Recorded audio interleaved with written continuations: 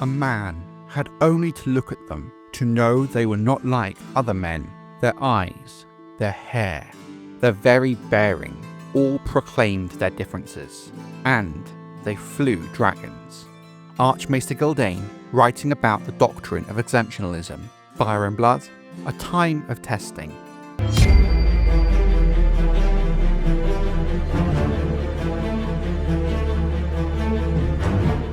House Hightower are actually Valyrian and have Valyrian features, including the likes of Alicent Hightower. Might sound like a bit of an outlandish tinfoil theory, along with the other ideas at the bottom of the A Song of Ice and Fire theory iceberg, with the likes of Euron being Dario. But surprisingly, once you actually start to break it down, there is a lot more evidence for it than you might first think. So much so, it's actually started to shift how I view House Hightower's wider place in the story of A Song of Ice and Fire, and in some ways, reframe their involvement in the Dance of the Dragons somewhat. Much of this idea stems from the fact there's some debate as to the origins of House Hightower, the Hightower, and Oldtown itself. Whilst most maesters agree they descended from the First Men, who were, well, the first men to inhabit Westeros, Maester Yandel suggests that House Hightower and the earlier incarnation of Oldtown could actually predate the coming of the First Men to Westeros. That they in fact descended from the seafarers and traders that settled at the top of the Whispering Sound, around the ancient black stone fortress on Battle Isle that would become the base of the Hightower in centuries to come.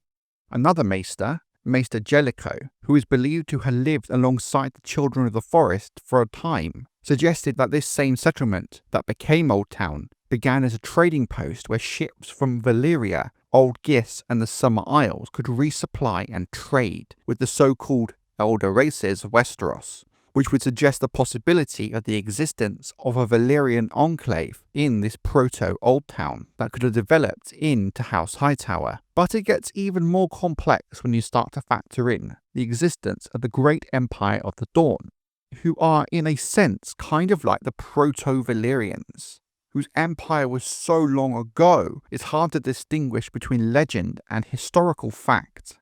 But it's believed that at least some of its people, to some degree, also possessed what we would call today Valyrian features, silver gold hair and violet eyes, and variations of it. They may have also not just been dragon riders as well, but the very people who passed on the knowledge of dragon riding to the Valyrians, whom effectively would take their place as the prominent force in Essos after the Empire's downfall.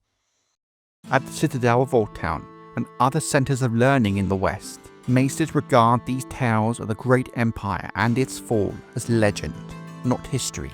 Yet none doubt that the Yetish civilization is ancient, may perhaps even contemporary with the realms of the Fisher Queen beside the Silver Sea. In Yeti itself, the priests insist that mankind's first towns and cities arose along the shores of the Jade Sea, and dismissed the rival claims of Sarnor and Gis as the boasts of savages and children. The writings of Maester Yandel, the world of Ice and Fire, the Bones and Beyond. One possible source of this argued Valyrian look of House Hightower is it comes from one of these two people groups, the Valyrians or the Great Empire of the Dawn.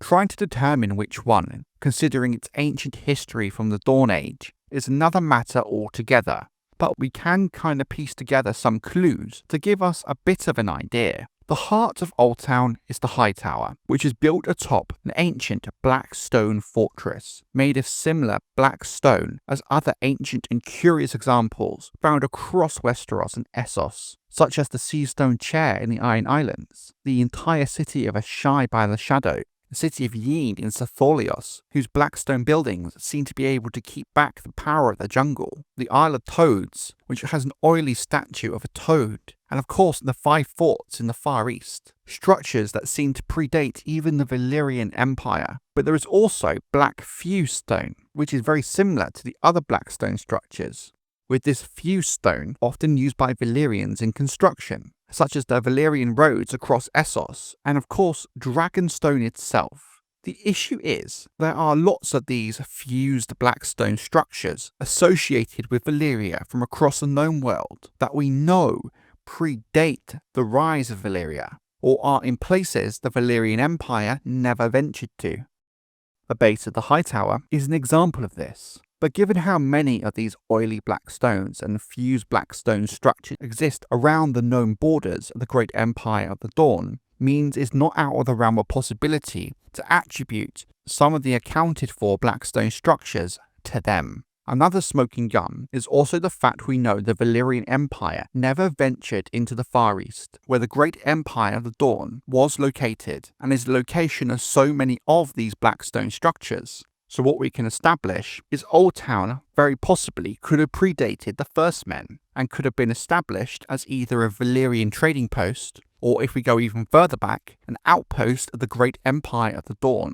So this scenario, we're arguing the supposed Valyrian traits of House Hightower could have either come directly from a Valyrian heritage, or perhaps even further back, descending directly from the Great Empire, kind of making them cousins to the Valyrians? Do keep trying. Soon or late you may get one that looks like you. Alicent Hightower to Lynesse Velaryon. Fire and blood, heirs of the dragon. A question of succession. So we've now established two possible ancestry points for House Hightower where Valyrian traits could have descended from. But why do we even think that House Hightower had the silver gold hair and violet eyes, the look of the Dragon Lords, that caused all this theory crafting? Well, there's quite a lot of evidence in the books that suggest known members of House Hightower looked Valyrian, and even some evidence to suggest the introduction of Valyrian genetics into House Hightower could actually be a lot more recent than we think, with this concept removing the need for Valyrian or Great Empire of the Dawn outpost part of the idea, which in truth is only really based on speculative evidence from maesters, with most maesters agreeing the settlement at Oldtown did not predate the First Men. I first came across the idea of Valyrian Hightowers the very first time I read Fire and Blood, with the implication from the dying King Jaehaerys that his carer, a young Alicent Hightower, the future second wife of King Viserys I and key player in the Dance of the Dragons, looked similar enough to his long-lost daughter Saera for him to confuse Alicent for his daughter. At first, I pushed this to the back of my mind and dismissed the idea before going back through Fire and Blood, looking for any description of what Alicent Hightower actually looked like. To my surprise, nowhere in the book does it actually state her hair colour, or much about how she physically looks in general. This led me to questioning the official art we do have of Alicent. The art included in books such as The World of Ice and Fire, Fire and Blood, and The Rise of the Dragon has always consistently portrayed Alicent as having dark hair. Art you would assume that George R.R. Martin had a hand in. When you then consider how Alicent is portrayed in the likes of House of the Dragon, another project George R.R. Martin was deeply involved in, it seems kind of like an open and shut case. However, the lack of physical description of her hair and general look does leave the door open somewhat.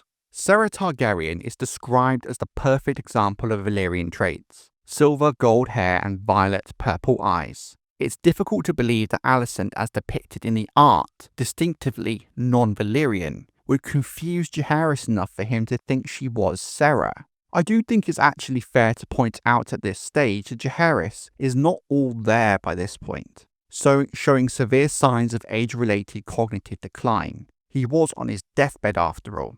I've also seen some suggestions that Alicent having silver hair rather than dark hair is supported by the fact all four of her children had the traditional Targaryen look, with Alicent having dark hair creating the possibility that at least some of her children should have inherited their mother's hair. I'm no expert in genetics and the way it works in the real world, but George R.R. Martin's writing does not wholly mimic the real world genetics, with his use of genetics being a lot more straightforward and kind of to the point. But I would imagine, if this were the case, surely the fact Alicent, who has an apparent Valyrian look, having four Valyrian-looking children, would have been used as very damaging propaganda during the Dance of the Dragons concerning Rhaenyra's son's parentage in the build-up to the conflict itself. Yet, this is not an argument put forward, an argument that, if true, would be an easy PR win for the Greens.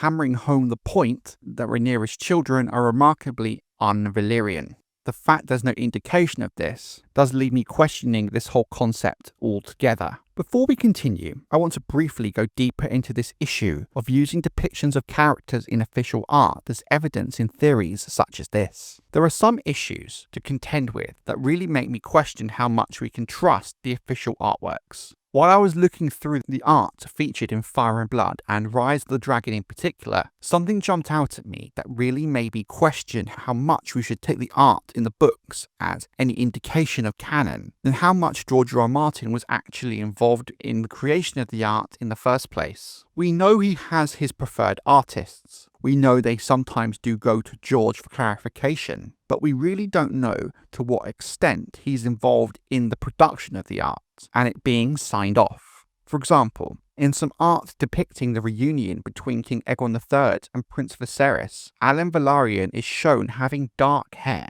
when we know for sure he had silver hair of old Valyria. Looking into it further, I found art featuring Morado Roger, another character with known Valyrian trait, with art directly contradicting his stated character description, mostly having dark hair. So what we can take away from this is we can't take for granted that the art, even official art, at face value, because it leaves huge questions when it comes to the concept of canon. However, one thing I feel should be pointed out is in more recent art from the Rise of the Dragon, both Alan and Morado are shown with the correct hair colour, while Alicent is still continuously being shown as dark-haired. But there are also new errors in Rise of the Dragon's art as well. For example, Alicent Targaryen being shown with having traditional Targaryen looks rather than her blonde hair and blue eyes that make her so unique. Again, showing us not to take the art at face value.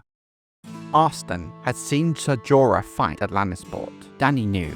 Mormont had won with a lady's favour knotted around his arm. He had won the lady to Lynesse of House Hightower, his second wife, highborn and beautiful, but she had ruined him and abandoned him, and the memory of her was bitter to him now.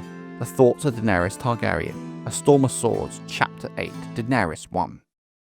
This Valyrian Hightower theory extends way beyond Fire and Blood, and there are a few more bits of evidence that back up the idea of a Valyrian Alicent Hightower and House Hightower in general. There is a fair bit of information in the main books. Firstly, Mace Tyrell's wife and the mother of the likes of Margaery Tyrell is a member of House Hightower. We have surprisingly few descriptions of members of House Hightower, but the ones we do all share a common theme. So Mace's wife was Alerie Hightower, who was described in A Storm of Swords as tall, dignified and handsome, with long silver hair. Could her hair be Valyrian? Maybe. But the silver could very well be another way of saying her hair has gone grey with age. If this was an isolated description, however, it could very easily be dismissed. But there is another prime example with even more evidence. During A Storm of Swords Catelyn 5, Lady Maege Mormont and her heir, Dacey, described the wife of the former Lord of Bear Island, Jorah Mormont, Lady Lynesse Hightower, as beautiful, with golden hair, skin colour of cream, and soft hands. On its own, this could be implied as blonde rather than Valyrian hair. But in A Clash of Kings Daenerys 1, when telling Daenerys about his ill-fated relationship with his former wife, Jorah tells Daenerys that Lynesse looked like her. Again, this is a vague description and open to interpretation, but there is a lot of speculation online dating back years that this would refer to one of Daenerys' defining features, such as her silver Targaryen hair, or perhaps even her violet eyes. So we have two descriptions of members of House Hightower having Valyrian hair in the form of Alerie and Lynesse, plus the possibility, given Jaehaerys' confusion of Alicent for his daughter Saera, that Alicent could be a third Hightower described this way. The Hightowers are an ancient family, very rich and very powerful. Jorah Mormont to Daenerys Targaryen. A Clash of Kings Chapter 12, Daenerys 1. There is one huge issue with this train of thought, with this whole theory really, that could explain why later members of House Hightower such as Alerie and Lynesse have Valyrian traits, but not Alicent, who on the balance of probability did have dark hair. Rhaena Targaryen.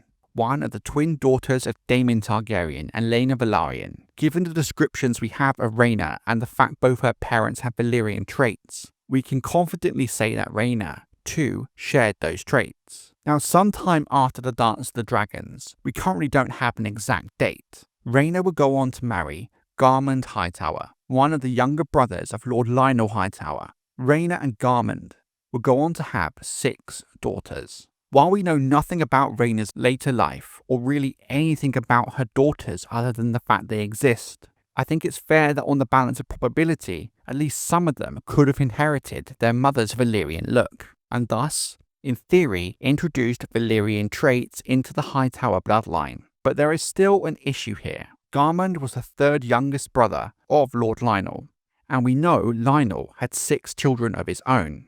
Thus, the succession is relatively secure. So how can these traits make it into the main Hightower line? Well, there are a few possibilities. There are 2 in fact I find most likely. Firstly, of course, cousin marriage is not uncommon in Westeros and is often used to keep power and wealth within a family. It's certainly possible one of Rhaena's daughters married a child of Lionel, and thus the Valyrian traits made it into the main line of House Hightower. It doesn't even need to be one of Rhaena's children, but one of her descendants, as long as the cousin marriage happens before the birth of Alerie and Lynesse. The second option is the fact that the Hightower family tree that we currently have access to is extremely incomplete, with huge gaps between the Dance of the Dragons and Robert's Rebellion. There is a possibility that for some reason something happened to the main line via Lord Lionel, with the lordship having to go back up the family tree until there is a circumstance where the line Garmund and Rhaena are the most senior. But for that to happen, a hell of a lot of people would need to die very suddenly, which is something I think we would know about in lore. Hence why I favour the cousin marriage theory. But what this does show is that the Valyrian look of some of the later Hightowers we know of can be explained by Rhaena marrying into the house, with it even accounting for Alicent having dark hair at the same time. It also removes the need for the concept of Oldtown being settled as a Valyrian outpost prior to the First Men, or even further back to the Great Empire of the Dawn. So are House Hightower Valyrians? It's possible. We have some dubious lore suggesting Oldtown started as a Valyrian trading post. The Blackstone base of the Hightower could even suggest a Great Empire of the Dawn origin, which too could be a source of the Valyrian look to the Hightowers. We have 2 confirmed Valyrian looking Hightowers, and 1 possible based on the perceptions of a dying old man. We also have the Rhaena factor in all of this, that could allow for more modern Hightowers having Valyrian looks, while earlier Hightowers such as Alicent having dark hair, which removes the need for the vague possibility of the Valyrian or Great Empire of the Dawn pre-First Men settlement. As much as I love the deep lore of Essos, and I love the idea of Oldtown and the Hightowers being connected to Valyria and the Great Empire, we really don't have enough tangible evidence to conclusively back it. The idea as presented in the text is that of 2 maesters, with most maesters agreeing that the First Men narrative is the most likely. So as much as I enjoy the idea, I can't really plant my flag in it. The idea of Valyrian Alicent, again, as much as I love the idea, is also really hard to conclusively back, given it relies on the words of a dying old man, and how much of the official art can be trusted. Until we discover more evidence, for and against, for each of these ideas, the Rhaena Targaryen theory fits well enough to explain the later Hightowers having the look, and for Alicent not, also removing the need for the hypothetical pre-First Men Valyrian Oldtown. But what I will say is this: if the Valyrian or Great Empire parts of this do have any truth to them, I expect, should the Winds of Winter ever come out, it may hold some more clues for or against. A lot of the foreshadowing in the expanded lore is there for a reason. Maybe that is the case for this theory as well.